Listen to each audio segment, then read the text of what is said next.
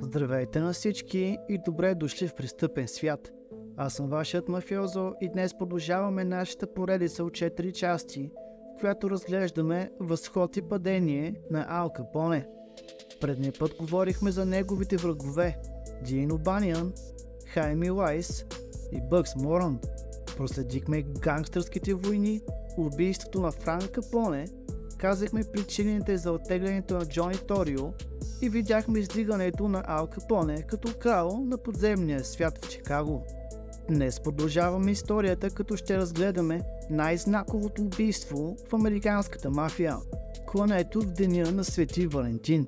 Ще разберем какви са конкретните причини, как и защо се случва.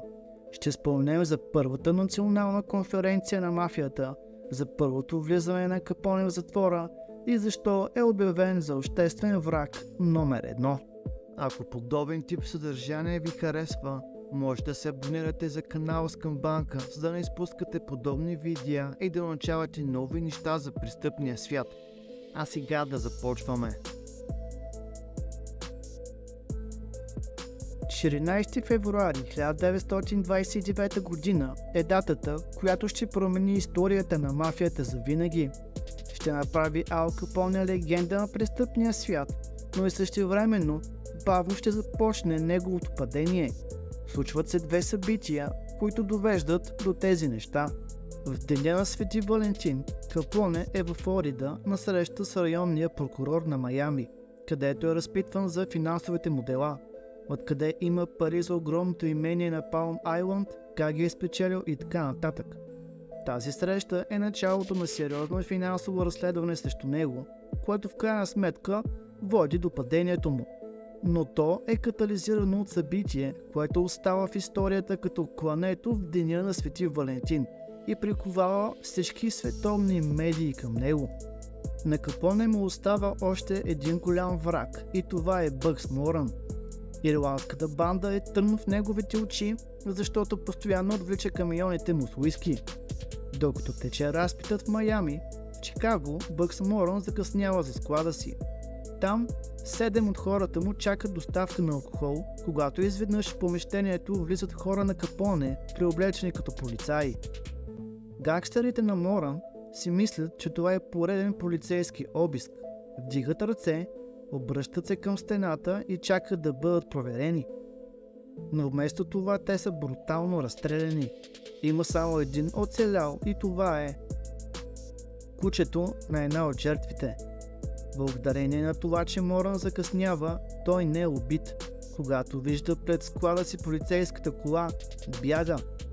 До идването на истинските полицаи, само един от застреляните все още е жив. Попитан кой направи това, гангстерът не казва и малко след това умира. От преживения стрес кучето полудява и по-късно е приспано завинаги. Това тежко и кърваво престъпление шокира цялата световна преса. На датата, на която се чества Деня на любовта, събитието е запомнено като кървавия Свети Валентин. И така остава до ден днешен. За всички в града, и гангстери, и обикновени граждани, е ясно, че поръчителят на разстрела е Ал Капоне. Когато питат Моран кой направи това, той отговаря: само Капоне убива по този начин. Но както и при предишни убийства от негово име, никой не може да го докаже. А Бъкс Моран, след разстрела на хората му, напуска структурите на мафията завинаги. Касапницата на Свети Валентин е най-жестоката проява на насилие между гангстери до този момент. До тогава също има брутални убийства и разстрели, но щом не засягат ежедневието на обикновените граждани, те не будят съжаление. Затова и не се надига сериозно публично недоволство срещу Капоне. След кървавия Свети Валентин, обаче нещата се променят рязко. Безразличието на хората изведнъж приключва, след като във вестниците са публикувани ужасяващи снимки на разстреляните гангстери.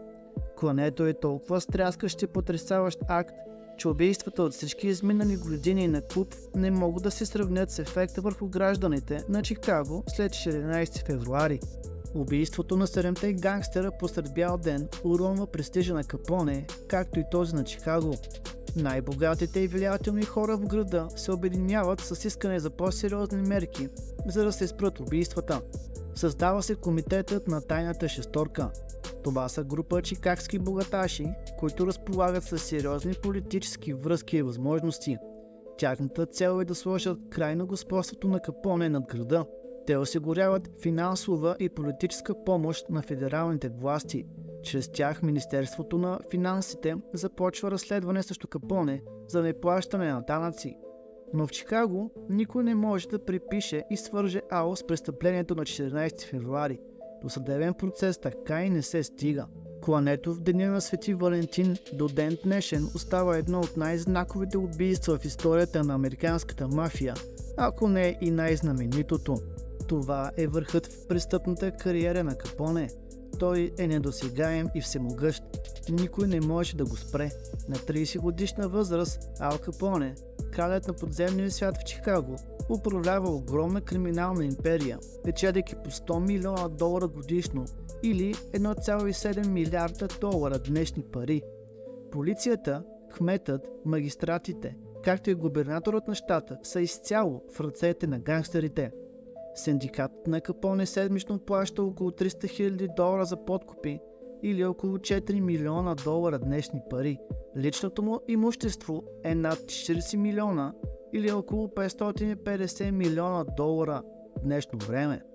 Но това, което не разбира, е, че най-големият му удар ще се превърне в най-големия му провал. Бавно, но сигурно, от тук нататък започва падението на Ал Капоне.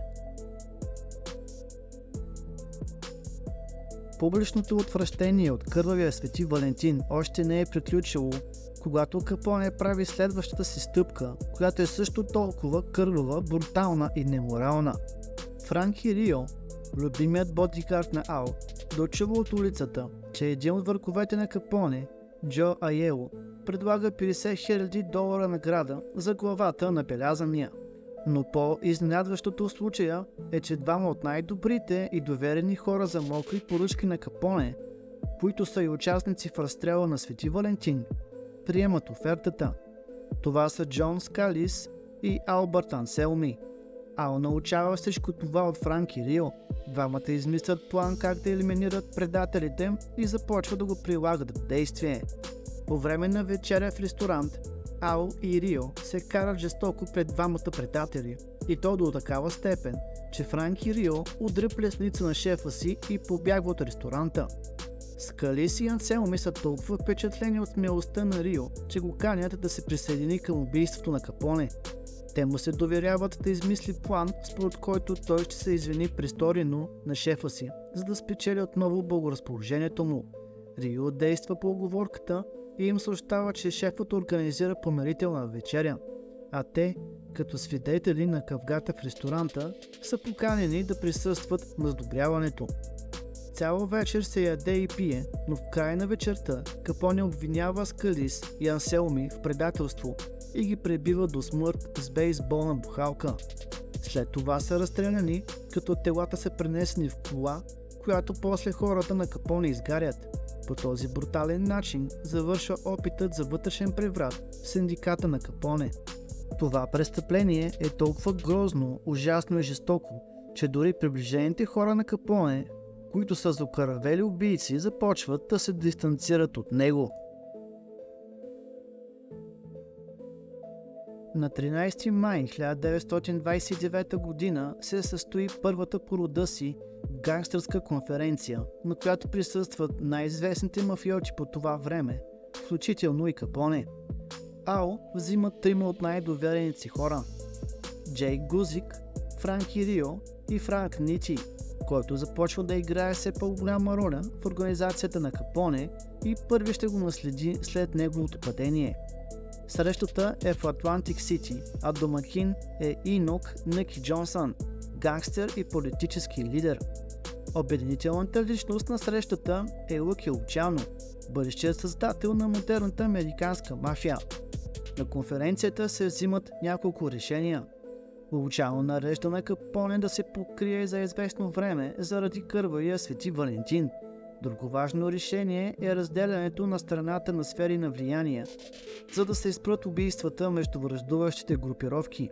Иронично, точно 1 година след конференцията избухва първата истински жестока гангстерска война из цяла Америка, в която краен победител излиза групата на Лъки Лучано. Ако искаш да разбереш повече за тези събития, можеш да изгледаш първа част от поредицата за история на американската мафия. Линк в описанието.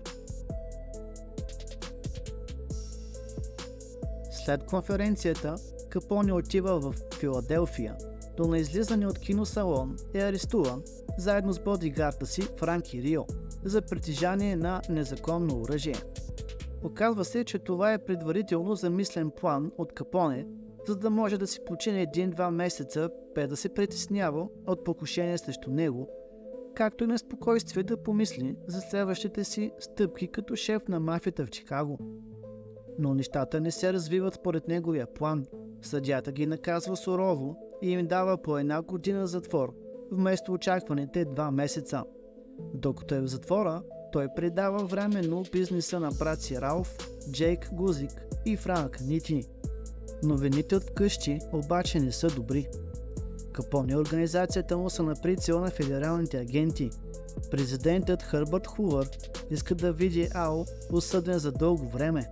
Непрекъснато пита дали са хванали онзи тип Капоне. Но данъчните служби работят по въпроса. Докато все още излежава присъдата си в Филаделфия, брат му Ралф, главният му счетоводител Джейк Гузик и Франк Нити са арестувани. Всички по обвинение за укриване на данъци. Голяма роля за залавянето на тези тримата изиграва федералният агент Елиот Нес и съдията, който ги осъжда на няколко години затвор, Джеймс Уилкерсън. Тримата обаче така се настаняват в затвора, че все едно е техен. Живеят в удобни килии, носят собствени дрехи и получават подбрана храна. През март 1930 година Капоне и Рио са освободени предсрочно заради добро поведение. Но когато Капоне се връща в Чикаго, го очакват нови неприятности. Той разбира, че приходите на синдиката рязко намаляват заради избухването на голямата депресия. Това е най-голямата и тежка икономическа криза в света до този момент. Хиляди банки фалират, а всеки четвърти американец остава без работа. Доходите от хазарт и проституция също намаляват. Хората, които преди кризата купуват алкохола на Капоне, които посещават неговите бордеи и казина, изведнъж спират заради депресията. За да запази общественото мнение в своя полза, Капоне отваря първата кухня за безработни в Чикаго, в която ежедневно се хранят около 3000 човека. Но това не помага много на неговия имидж, защото след кървавия Свети Валентин репутацията му си остава лоша. Накъдето и да се обърне Капоне, вижда само проблеми. Къщата му е под постоянно полицейско наблюдение и той не може да се прибере да види семейството си. Данъчните агенти му дишат във врата, а освен това все още има силни врагове, готови да го убият. Освен всички тези проблеми, му се стоварва и още един. Благодарение на тайната шесторка, Чикагската комисия по престъпленията го обявява за обществен враг номер 1. Тази новина е на първа страница на всички вестници. Шефът на ФБР, Едгар Хувър, веднага го провъзгласява за най-търсения престъпник. Но изразът обществен враг само спомага да се увеличи симпатията на обикновените граждани към гангстерите. Популярността на престъпника, обявен за обществен враг, се увеличава многократно. Такива примери имаме с Джон Дилинджър, Бони и Клайд и други, които са съвременници на Капоне. Ако това, което правя, ви харесва, може да се абонирате за канала Скамбанка, за да не изпускате подобни видеа и да научавате нови неща за престъпния свят. А който има желание и възможност, може да ме подкрепи в Revolut. Линк в описанието. Следващия път продължавам историята на Ал Капоне.